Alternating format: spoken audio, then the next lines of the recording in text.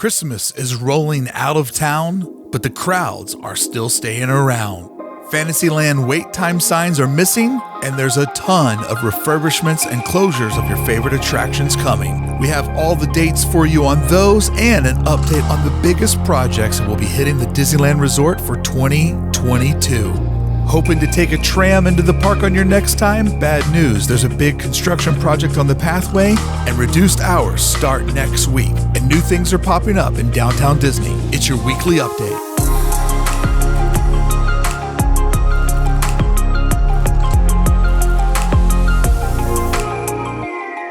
If you're curious how busy this last week of the holiday season was, look no further than this time. 170 minutes to ride Web Slingers. I don't know if this is a Genie Plus effect, but I have never seen this ride with this type of a wait time. So, current status of the park, busy. Greetings, fellow citizens of Disneyland. Bricky here with your weekly update. Let's take a lap around Disneyland, Disney's California Adventure, and downtown Disney and find everything new and all the news you need to know this week for making the most of your Disneyland trip. Friends, one of the biggest projects we'll be following along with on our 2022 weekly updates is the far end of downtown Disney, where half of the thoroughfare, the Earl of Sandwich, the old AMC movie theater, the Starbucks building, that whole end is going to be wiped out. It's going to be taken out and expanded back into where the AMC parking lot currently exists. Now, many of us, when we were coming in during the Touch of Disney and the free DCA days, back when the Simba lot was the main way to come into the parking lot, a lot of us stood in a very, very long line back there. And that's when I started to pay attention to the satellite from above of just how big the AMC building is and how big that parking lot is. Massive amount of space that now Disney has finally figured out that they're going to commit to putting more downtown Disney there. You may remember there was a plan when this area was going to become a hotel that Disney kind of snuck in to get some grants from the city. Well, that all fell apart literally in the 11th hour. So now the new plan is an expansion of downtown Disney, where also, if you look at the concept art, they're installing a lot more green space for downtown Disney, an event space. But I also think this green space and the green space that we're seeing that's being added into Toontown is a direction that Disney is going into, sort of selling the city of Anaheim and the citizens of Anaheim on the idea that Disneyland Forward will include a lot more natural green spaces, that it won't just become an urban concrete jungle, that they're trying to put a little bit of environmental friendliness into the park design. Essentially, not using every square inch for pavement, attractions, but putting green space, putting beautification inside of the parks and making it more environmentally friendly in the process. So where we're at right now, this is going to be one of our biggest projects to scope out in the year of 2022. And I know it's not new attractions, but it's new Disneyland, and that makes me very, very excited. So the area in question is this parcel right here. Literally, this entire cluster is what we're seeing that will be somehow evolving into a new part of Disney, and then actually moving down into this area right in here. This is where downtown Disney will now scope down into that zone right there. Definitely is going to be a very fascinating project to see come together. I'm curious to see how long it will take and how many new shops and how they'll use this footprint of the parking lot. But as I showed you on the satellite earlier, it's a decent amount of space, so this could be a pretty substantial growth to the downtown Disney shopping district. Now, we have a ton of refurbishments that are coming your way. Lots of attractions are going to go down, and we're going to list all of those in this week's update, letting you know when your favorite attractions are going down and when they'll come back up according to Disney, and that can always vary. One of the attractions that's going down for refurbishment is the Monorail. And the Monorail doesn't have a date on reopening, and I'm very curious about this.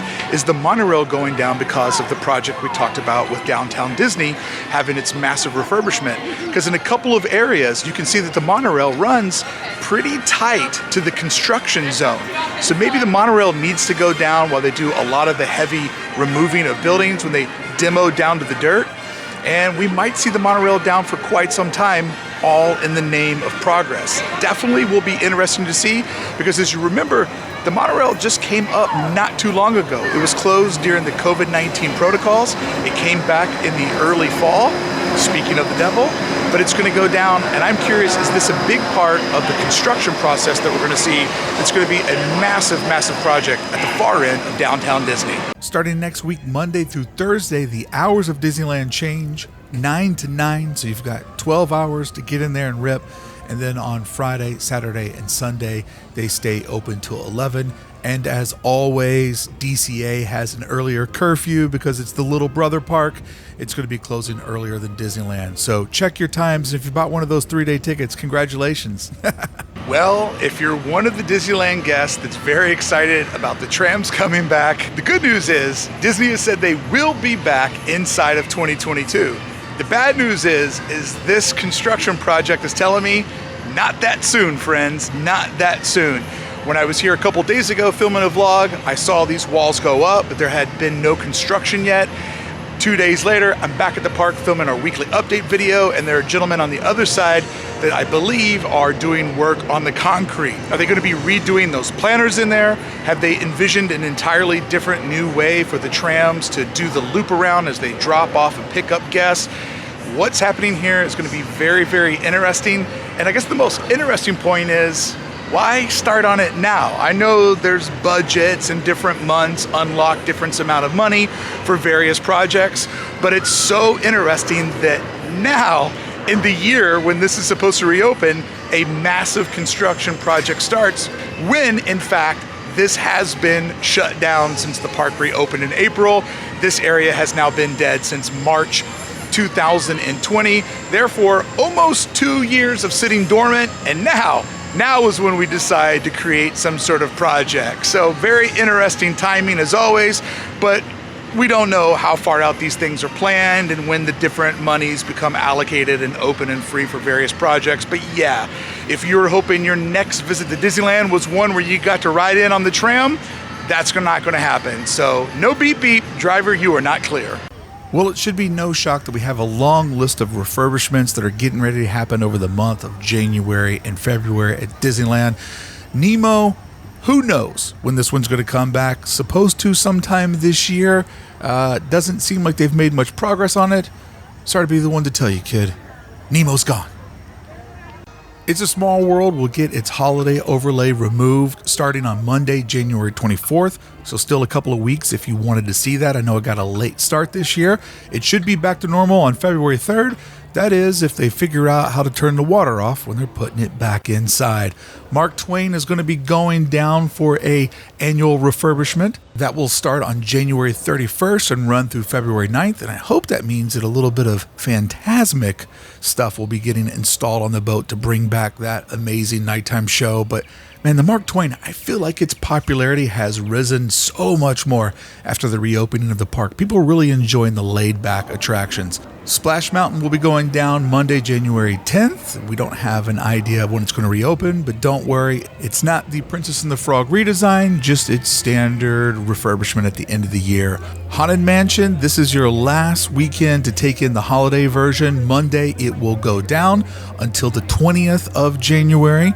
And oh, was it busy around the mansion. Everybody trying to squeeze in that last ride through on the holiday version. Columbia is not sailing right now, but it's supposed to come back out into the rivers of America, but then go back away on January 24th into refurbishment. This is one of those attractions that just kind of comes and goes. I don't ever guarantee that it's going to be there, but it's nice when you see it taking laps. And then the project that seems to have no beginning. Jared, get out of the way. No beginning, and definitely doesn't seem to have an ending. The Tarzan Treehouse project has just been going on for a very long time. It just closed sort of randomly. There was no heads up about it. There's no mention of a reopening date, and I rarely hear anyone working in there. So something big is going on with that one. What do you say? Let's hop over to DCA for some refurbishments inside of that park. And on Monday, January 24th, Grizzly River Run over in Disney's California Adventure is scheduled to go down. We do not have a date for its reopening. It typically goes down this time every year as it gets colder and there's not as much of a demand to ride on a ride that's going to get you absolutely soaked. But it will be reopening after its annual refurbishment. But a little bit of a mental puzzle. Try to imagine this park if they were to ever to take this out. I do this exercise often, and it's hard because Grizzly Peak is really a foundational part of DCA. The Little Mermaid is scheduled to go down this Monday the 10th, and it is scheduled to reopen on Friday the 14th. So if you're heading out to the park next week, keep in mind that this one will be gone during the weekdays. And many of us remember that they were racing to get this ready during Touch of Disney for the reopening of Disneyland on April 30th.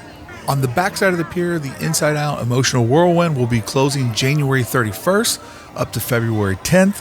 So if you're heading out to the park at the beginning of February and you got little ones with you that might want to do this attraction, it will be down for that time. I just always have to give this attraction such a compliment. When you remember this being Flick Flyers and just how basic and off the shelf that was, they did such a great job of putting character and personality into this attraction and really coming through on the promise that Pixar Pier would be a neighborhood full of all the various different Pixar characters.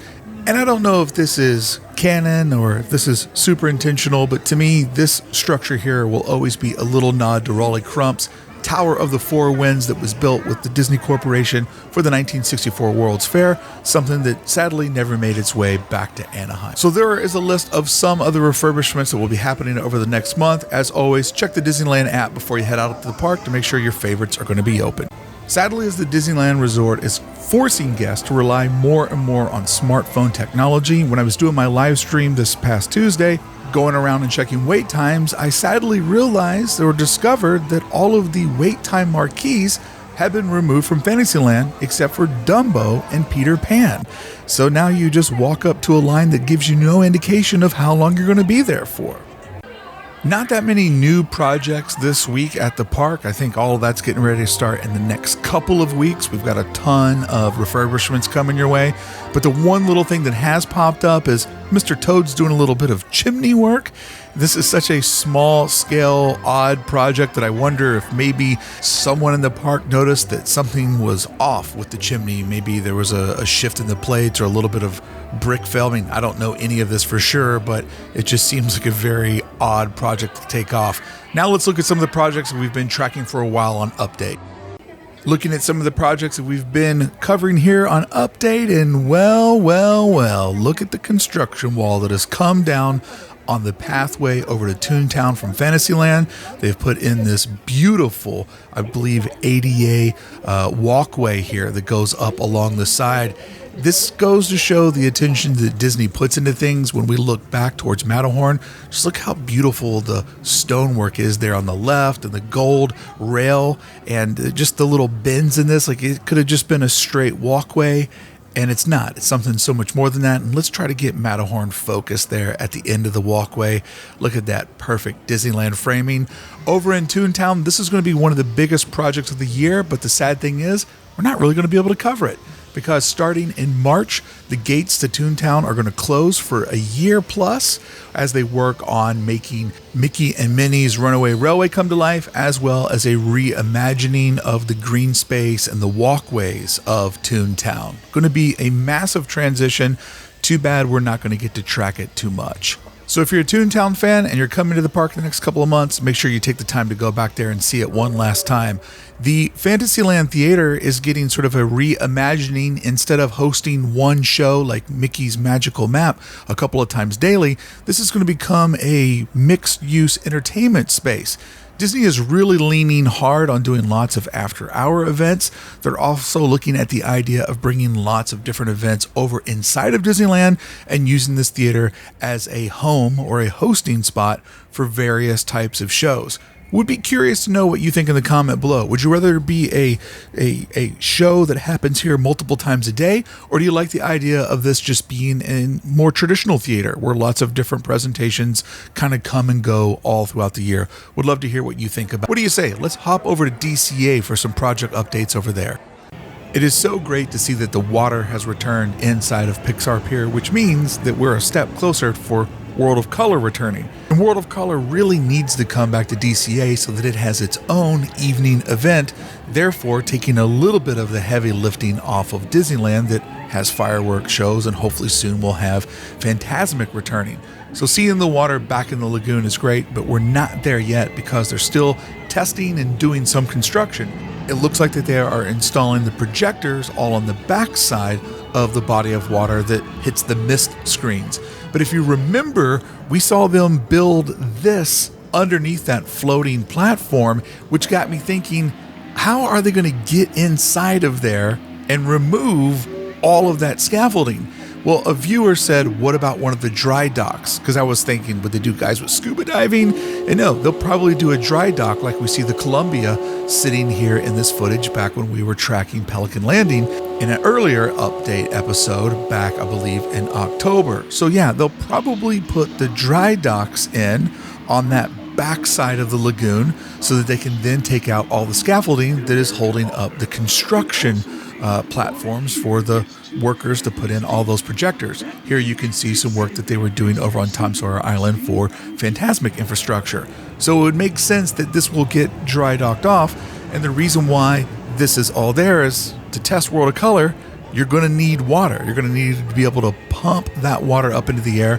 And you can see here on top of these concrete pedestals that we watch them week after week slowly put together. You see that massive wiring harness there that will plug into said projector so that it can do its thing.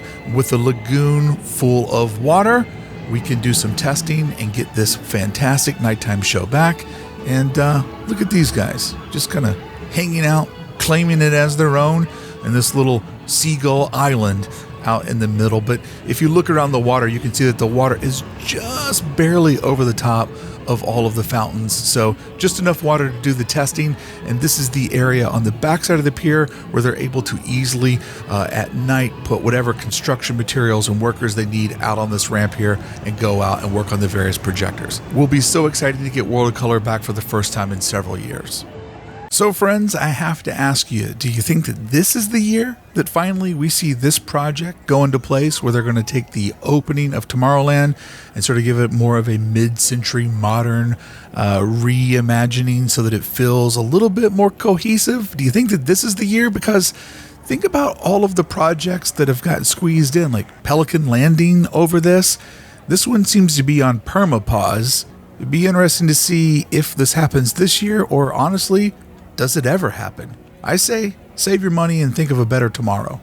Jesse? Walt? Skylar? No.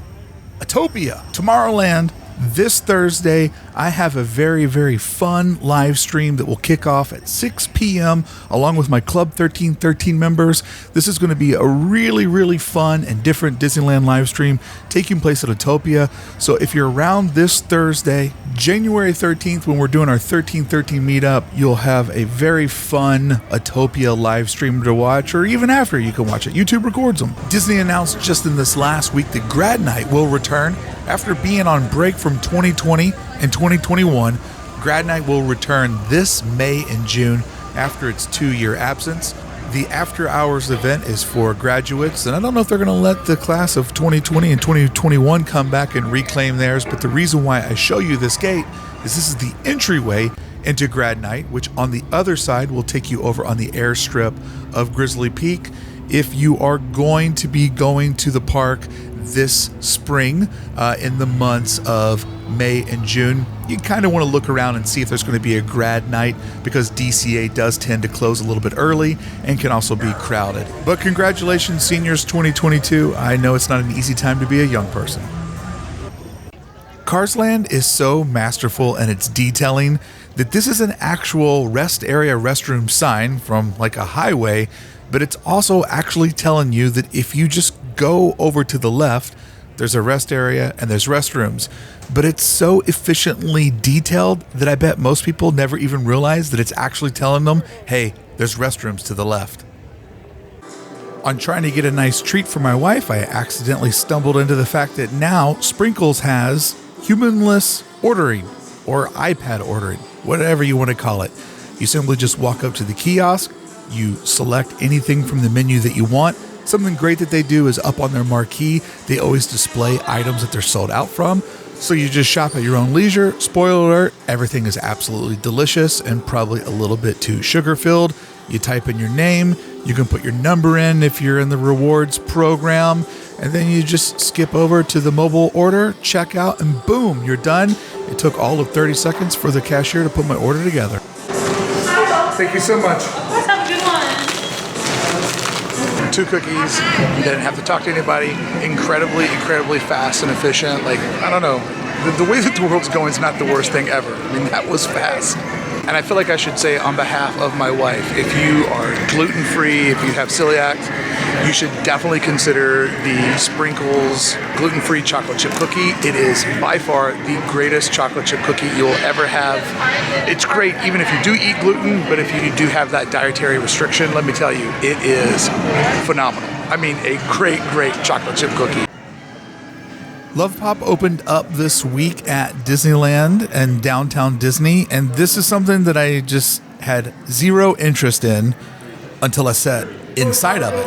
And I would highly recommend on your next trip out to Downtown Disney that you pop in here as well, because these cards are truly imaginative, really clever, really creative, and interactive.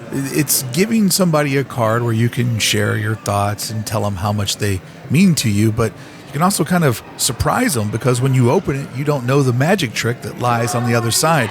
And their theming is really good, from things that aren't intellectual property based to things that are, such as the Beatles, tons of Disney stuff, tons of Star Wars stuff, tons of just general celebrations. Whatever you got coming up in your world, if you want to pop in here and get some of these cards, I would suggest to. Look at this thing. It's so cute. And when you see them collapse, it's a really fun gift or way to share your feelings with somebody that matters the most to you. This happened to be my favorite one. But the customer service here was phenomenal. The product seems really cool. And like I said, I thought that this would just be a complete waste of space. I really liked it. Shout out to Jarrett. That is cool. And then also, it comes with a card. So you can write on the note and not damage the card on top. That's great. Yeah, really cool cards. Do they all have that hidden compartment? They all have that one right there. Oh, that's very cool. Yeah. So they come in flat in the envelope, or in the big envelope like the one over there. You just take it out, squeeze in top. Oh, wow. That's all there is to it. That's great. Yeah. That is so cool. Yeah. And this one does the same thing? Yeah, that one does the same thing as well. Wow. You've actually got Han and Chewie with little heart balloons right there in the cockpit. You got Vader and Luke and R2. Oh my god. Right? You might not notice that at first pass. Yeah, but there's like, the more you look into the card, the more you find. Yep. That is great. So my wife and I, we had a pretty bad holiday. And in fact, I'm not going to be doing the last one to leave Christmas thing this year, because quite frankly, right now Christmas just looks like old food. So I want to pick out a card just to give her, because we made it through the roughest, weirdest COVID holiday ever. And I think I see just the perfect card to give her, because these cards way below what my expectations were.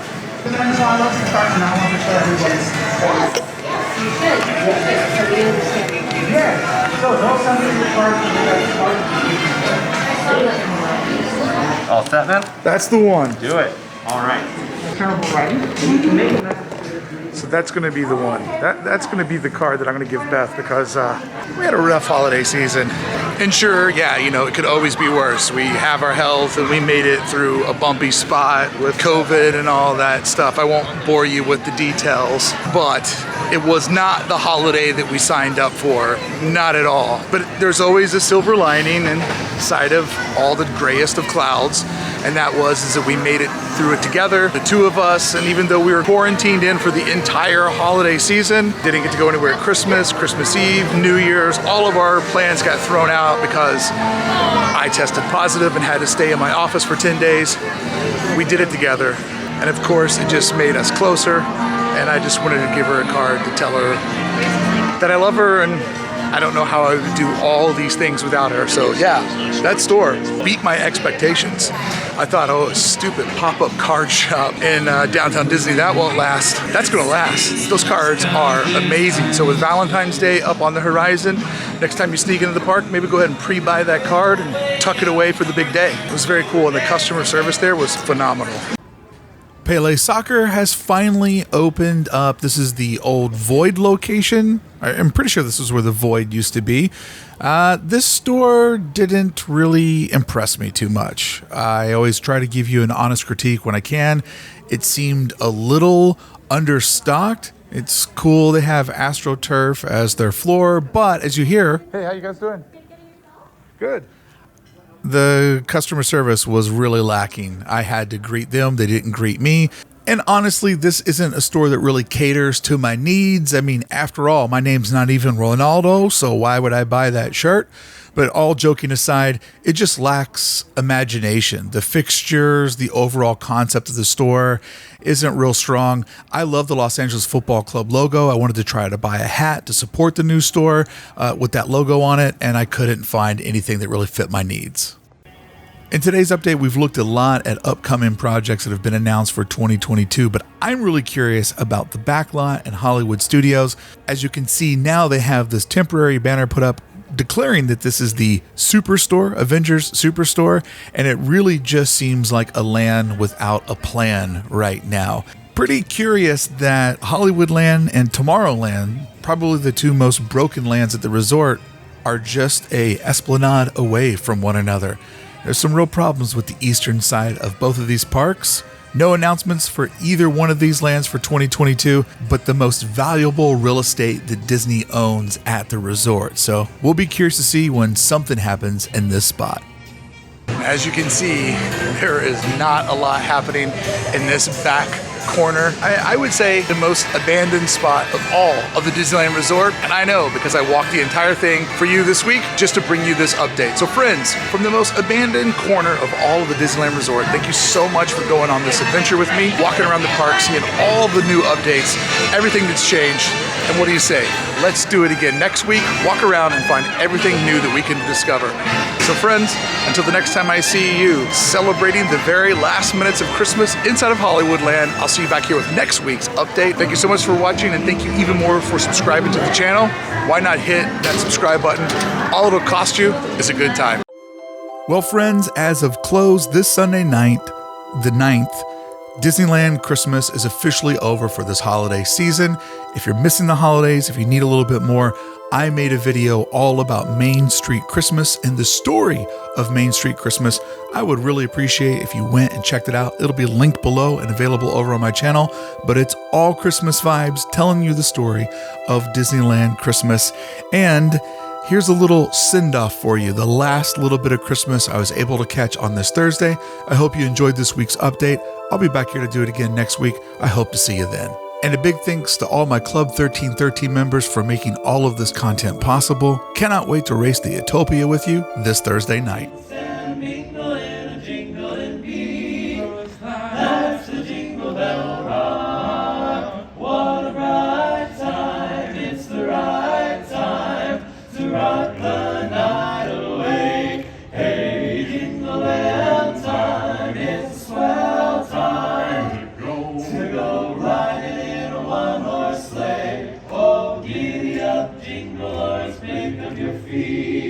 Jingle around the clock.